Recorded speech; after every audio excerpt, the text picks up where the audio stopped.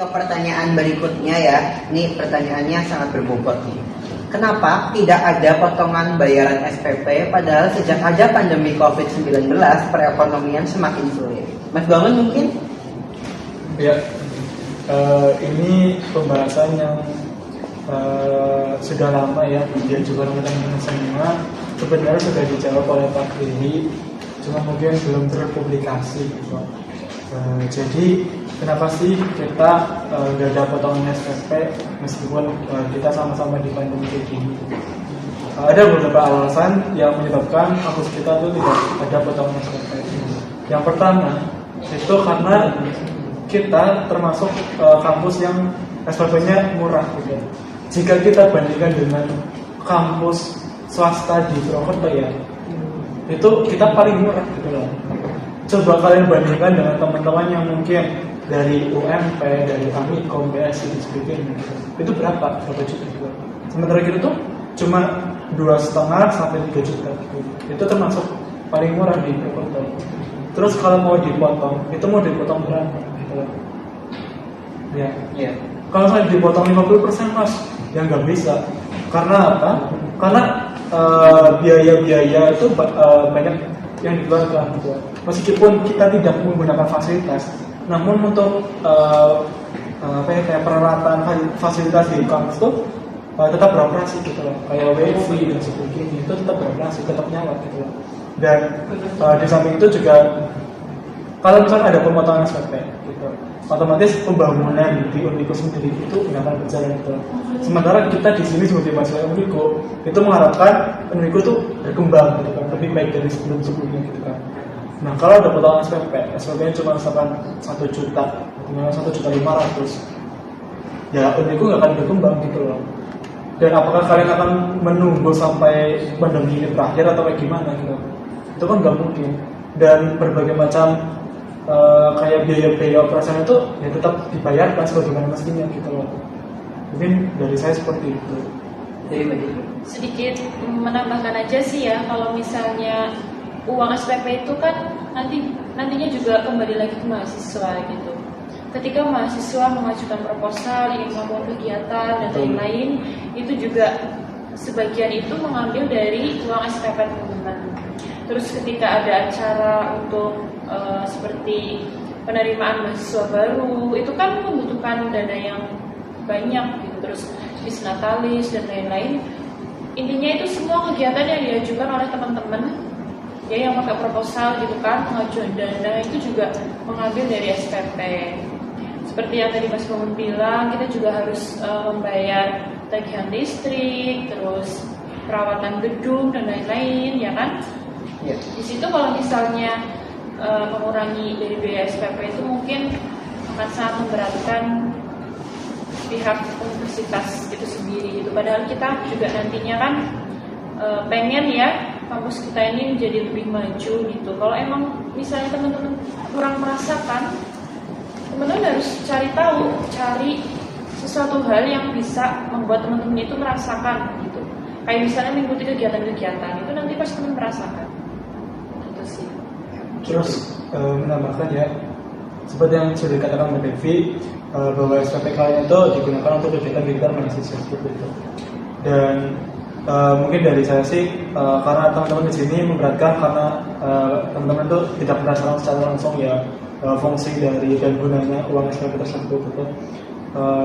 Menurut saya tuh teman-teman juga harus lebih aktif juga dalam berpartisipasi dalam kegiatan mahasiswa, sehingga uang yang kalian keluarkan pun nggak hanya kalian juga rasakan juga gitu loh, gitu kan. Nah terus seperti yang sudah kayak saya singgung sebelumnya gitu, itu banyak cara kita tuh untuk mendapatkan uang untuk membantu perekonomian orang tua gitu. Ya contoh kayak kita saling ikut lomba-lomba, terus kita juga ngajuin beasiswa dan sebagainya, terus kita mencari pekerjaan sampingan, freelance dan sebagainya. Dengan kalian yang kita miliki itu bisa membantu orang tua loh untuk mengatasi perekonomian gitu. Mungkin dari saya sih seperti itu. Begitu ya teman lagi cukup. Berarti itu udah dijawab ya dari Presiden dan Wakil Presiden Badan Eksekutif Mahasiswa demi Unwiku yang lebih maju lagi. Seperti itu. Oke. Lanjut ke pertanyaan berikutnya nih. Dan pertanyaan lagi yaitu penyebab mahasiswa pasif dalam berorganisasi dalam hal kurang responsifnya di grup WA maupun lainnya. Apakah itu emang dari pribadi masing-masing atau kurangnya arahan dari ketua di organisasi tersebut? Apakah yang sebaiknya solusi terbaik dari masalah tersebut itu seperti apa? Izin menjawab ya. Kalau itu tuh lebih ke pribadi masing-masing lagi gitu. Ketika ada informasi yang masuk ke grup, teman-teman itu seharusnya membaca dengan baik. Kalau misalnya memang tertimbun ya banyak sekali grup gitu kan, itu nggak sampai memerlukan waktu berjam-jam kok buat baca gitu. Jadi harus budayakan membaca dengan baik. Dan untuk solusinya itu teman-teman bisa melihat dampaknya sendiri gitu. Ketika teman-teman kurang membaca tentang informasi-informasi yang seharusnya teman-teman ketahui, itu nanti teman-teman akan merasakan sendiri kerugiannya. Karena suatu informasi itu tidak akan di-share kalau itu tidak penting gitu. Berarti informasi itu kan penting karena sampai di-share gitu teman-teman. Itu sih. Ya gitu. Jadi Mas Bawan? Kalau saya sih cukup ya. Cukup. Jadi tergantung ke orangnya itu sendiri gitu ya. Oke, lanjut ke pertanyaan berikutnya nih. Biasanya di dalam sebuah ormawa ya, khususnya di Unmiku, memiliki struktur organisasi di mana semisal terdapat ketua, pasti ada wakil ketua. Dan sebagai ketua, pasti punya hak sepenuhnya untuk menentukan sebuah keputusan. Bagaimana caranya menumbuhkan chemistry atau kerjasama yang baik antara kedua pihak tersebut agar salah satunya tidak dianggap sebagai pelengkap saja. Mas Bangun mungkin? Mungkin sedikit bercerita berdasarkan pengalaman selama 3 bulan ini teman-teman semua. Jadi untuk BEM sendiri ya, kalau memang untuk seorang pemimpin itu mempunyai hak untuk mengambil keputusan, namun keputusan yang diambil pun berdasarkan dari pendapat-pendapat dari tiap-tiap orang gitu. Jadi kita tuh enggak hanya sekedar menurut saya pribadi baiknya ini saya harus mengambil itu, enggak. Cuma ketika pendapat orang lain juga baik dan itu juga disetujui oleh sesama, ya pemimpin pun harus mengambil keputusan tersebut gitu loh. Karena memang ya karena merasa pendapat itu tuh yang paling baik gitu, dan kita juga tidak bisa harus memaksakan pendapat kita tuh paling benar gitu loh. Itu enggak. Yang namanya manusia itu ada salahnya juga gitu kan. Dan apalagi seorang pemimpin itu yang dipikirkan itu bukan cuma satu atau 2 hal, itu memikirkan semuanya gitu. Jadi mungkin ketika seorang pemimpin melakukan kesalahan atau pemimpin memberikan kritikan, ya teman-teman juga bisa memberikan kritikan gitu. Dan bagaimana cara menumbuhkan chemistry? Kalau untuk BEM sendiri ya Mas, cara untuk menumbuhkan chemistry itu kayak di dalam BEM sendiri itu kita enggak dalam berjalan itu enggak terlalu kaku gitu loh. Di saat rapat memang kita serius di situ pembahasannya, namun nggak kayak spanang dan sebagainya. Kita ya diselingi kayak makan bareng di situ, kita sambil ketawa bareng, terus kita kembali ke pembahasan yang serius dan sebagainya gitu. Nah itu yang membuat teman-teman di BEM itu merasa nyaman gitu, karena saya lihat juga selama rapat sama kegiatan sebagainya itu tanpa adanya paksaan dan sebagainya itu teman-teman di BEM secara hati nurani itu kayak tergerak gitu loh buat ikut aktif di situ. Mungkin seperti itu. Jadi banyak ya. Terus lanjutin dari Mas Bangun ya. Terus tuh Mas Bangun tuh biasanya tuh ngajakin kita buat pergi gitu, jalan kemana gitu ya Mas, makan di luar. Terus itu nanti kan kita sering ngobrol bareng, itu jadi terjalin komunikasinya. Terus untuk yang tadi ya yang antara presiden sama wapres itu kayak yang keduanya itu cuman sebagai pelengkap, itu salah sih. Jadi kalau di BEM FEB ini untuk eksternalnya itu dipegang oleh Mas Bangun. Jadi Mas Bangun tuh kalau misalnya kayak ketemu dengan dosen, dengan dekan, ininya dengan pihak sekuritas, terus dengan UKM dan himpunan itu dipegang sama Mas Bangun. Dan untuk dari Wapresnya sendiri ini tugasnya ada di internal BEM-nya untuk ngurusi masing-masing kementerian kayak gitu sih. Tapi di sini juga kita jalannya itu bareng-bareng gitu ya, menyesuaikan ya, saling melengkapi aja sih. Kalau misal emang ada kesusahan gitu, kita berangkat bareng gitu juga bisa gitu juga gitu. Jadi kita ini kalau di BEM itu saling melengkapi.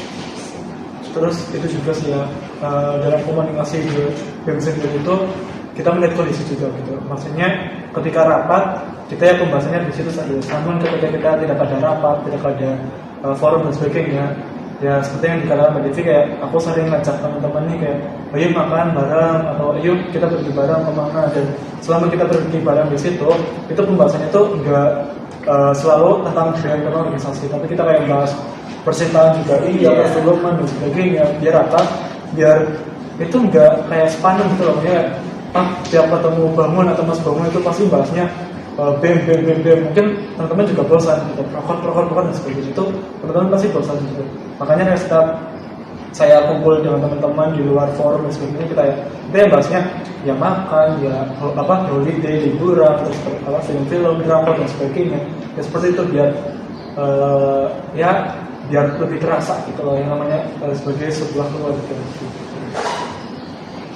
Satu lagi ya, mungkin dari teman-teman juga merasakan gimana chemistry yang ada di BEM gitu. Mungkin teman-teman juga bisa melihat gimana solidnya BEM, gimana solidaritasnya kita ini dalam menjalankan tugas, terus di luar tugas juga gitu. Jadi kita ini solid bukan hanya formalitas gitu, bukan hanya yang terlihat di layar, tapi justru di belakang layar tuh kami lebih solid gitu dari yang mungkin teman-teman tahu. Dan sebagai informasi ya, di podcast ini tuh bukan cuma 3 orang aja, tapi di DPR tuh banyak orang gitu. Jadi dan kalau bisa dilihat tuh banyak banget teman-teman dari BEM yang ikut di dalam ruangan ini gitu. Namun tetap mematuhi protokol gitu. Kalau kameranya bisa dibalik nih, langsung kelihatan manusia. Kalian kita akan terkejut. Manusia yang para pendukung kami yang di sini gitu. Oke, jadi kayak gitu ya teman-teman. Ada waktu serius pas kita rapat dan ada waktu bercanda pas kita harus bercanda kayak gitu. Nggak selalu rapat nggak selalunya tuh kita sepaneng gitu. Ada waktu-waktu buat kita bercanda gitu. Oke, sisa 2 pertanyaan lagi nih Mbak Devi dan Mas Bangun ya. Kita lanjut ke pertanyaan berikutnya. Apakah dari semua mahasiswa Fakultas Ekonomika dan Bisnis di Universitas Wijaya Kusuma Purwokerto sudah paham betul mengenai tugas atau wewenang dari BEM itu sendiri? Silakan mungkin Mbak Devi. Kalau menurut saya sih belum ya. Sepertinya itu dari mahasiswa itu belum sepenuhnya mengetahui tugas dan wewenang dari BEM. Jadi tugas dan wewenang dari BEM itu kan kayak wewenang kita itu yang pertama ada menaungi UKM dan himpunan kan. Terus kita juga menjadi jembatan dalam pembentukan UKM. Terus apa lagi, ada 4 kalau nggak salah. Terus itu menampung dan menyampaikan aspirasi bersama DKM. Mungkin kalau teman-teman mahasiswa pengen tahu ya nanti bisa ditanyakan langsung aja gitu. Ini pertanyaan ini mungkin teman-teman juga pengen ngecek ya. Sebenarnya kita ini sudah menjalankan wewenang kita dengan baik atau belum, mungkin seperti itu sih. Itu aja. Dari Mas Bangun ada tambahan? Ya kalau misalnya teman-teman mau tahu tugas dan wewenang dari BEM sendiri, apalagi buat teman-teman yang nggak ikut organisasi, makanya ayo ikut organisasi. Biar apa? Biar teman-teman bisa memantau, mengawasi kinerja BEM apakah sesuai dengan tugas dan wewenangnya apa tidak gitu. Nah sekiranya BEM itu tidak melaksanakan sesuai dengan tugas dan wewenang, maka teman-teman itu berhak untuk memberikan saran, kritik dan masukan dan sebagainya gitu. Makanya ayo teman-teman bersama-sama kita aktif organisasi. Selain kita juga ada kewajiban utama yaitu kuliah, tapi jangan lupa soft skill-nya kita juga harus kembangkan ya dengan ikut organisasi gitu. Biar apa? Biar itu pun sebenarnya berguna loh untuk teman-teman ke depannya, entah itu untuk menjadi seorang pemimpin perusahaan ke depannya maupun di saat kalian bekerja. Itu gini, secara tidak langsung gini, kalau kita bekerja itu kan sama aja kita berorganisasi di situ. Ada namanya seorang kayak direktur, manajer, HRD dan sebagainya. Dan itu pun mungkin hampir sama dengan organisasi. Itu ada ketua, wakil ketua, terus bendahara dan sebagainya gitu. Dengan teman-teman ikut organisasi dan paham mengenai struktur dan tugas masing-masing jabatan, itu akan berguna di perusahaan yang akan kalian pimpin atau akan kalian bekerja di situ gitu loh. Nah mungkin dari saya sih seperti itu ya Mas Jani. Oke, gitu. Jadi teman-teman udah dijawab ya sama Pak Presiden dan Ibu Wakil Presiden gitu. Kalau menurut Janu bener banget yang dikatain Mas Bangun tadi. Ayolah ikut organisasi gitu ya. Terus kalau menurut Janu sendiri nih, kenapa sih kita harus ikut organisasi? Mungkin nih ya, di organisasi itu kan kita mesti punya masalah nih, punya problem. Nah, itu problem itu pun nanti kita selesaiin bareng-bareng. Nah, pas kita kerja, mungkin nanti kita akan menghadapi masalah yang sama. Jadi kita udah masalah kayak gini mah kita udah pernah hadapin nih di organisasi gitu. Itu kalau menurut Janu sendiri. Terus tambahnya, gini, mungkin teman-teman di sini secara tidak sadar itu teman-teman tuh berorganisasi juga loh. Itu ada organisasi terkecil yang kalian ikuti, yaitu sebuah keluarga. Ya, di keluarga itu organisasi terkecil yang kalian ikuti, di mana ada seorang ayah sebagai seorang pemimpin yang tugasnya bertanggung jawab keseluruhan tugasnya. Terus ada ibu juga, di mana dia sebagai sekretaris dan bendahara, dia mengatur keuangan dan sebagainya, dan kita anak-anaknya sebagai anggota di organisasi tersebut yang tugasnya itu melaksanakan perintah dari pemimpin gitu. Dan apabila teman-teman ikut organisasi ini di kampus, itu juga akan berguna di teman-teman kedepannya ketika kalian akan berkeluarga gitu. Jadi buat yang cowok jadi lebih tahu gimana sih cara menjadi seorang pemimpin, gimana cara mengatur anggota-anggotanya dan sebagainya. Terus untuk yang cewek mungkin bisa bagaimana cara mengatur keuangan yang baik dengan di organisasi di kampus menjadi bendahara dan sebagainya gitu. Mungkin seperti itu. Satu lagi, tadi kan baru 3 ya wewenang yang disebutkan. Ada satu lagi itu melaksanakan ketetapan musyawarah mahasiswa. Jadi rumusan-rumusan yang sudah ditetapkan di Musma itu nanti kita jalankan juga. Seperti itu. Oke, ini dia pertanyaan terakhir ya teman-teman. Mau tanya nih, ini ada sangkut pautnya sama yang tadi Janu sampaikan. Mau tanya bagaimana sih cara Badan Eksekutif Mahasiswa dalam menyelesaikan masalah-masalah yang ada di fakultas? Apakah semuanya harus diselesaikan oleh BEM? Katanya gitu. Siapa dulu yang mau jawab? Saya? Ya. Oke, boleh. Jadi nggak semua masalah yang ada di FEB ini harus BEM yang menyelesaikan gitu. BEM menyelesaikan masalah sesuai dengan tupoksinya. Jadi sekiranya nanti dari fakultas itu meminta bantuan ke BEM juga bakal dibantu gitu. Karena di sini juga kan ada Kementerian Advokasi ya. Itu yang tugasnya menangani masalah-masalah juga gitu kan. Nah, tapi nggak setiap masalah itu BEM yang menyelesaikan. Itu sih. Menurut saya juga sama sih ya. Tidak semua masalah harus BEM yang menyelesaikan, BEM yang dan sebagainya. Karena kan di dalam organisasi itu kan ada kayak struktur cara menyelesaikan masalah gitu ya. Kayak contoh, ketika mahasiswa ada keluhan, menyampaikan aspirasi melalui link advokasi. Nanti link advokasi itu kita tampung, nanti kita rembuk bareng-bareng dengan pengurus BEM, dan sekiranya itu bisa langsung kita sampaikan ke pihak Sivitas, langsung kita sampaikan. Namun ketika hal tersebut itu masih bisa kita tampung dulu, kita akan tampung dan kita akan adakan DCA di diskusi Sivitas akademik kita.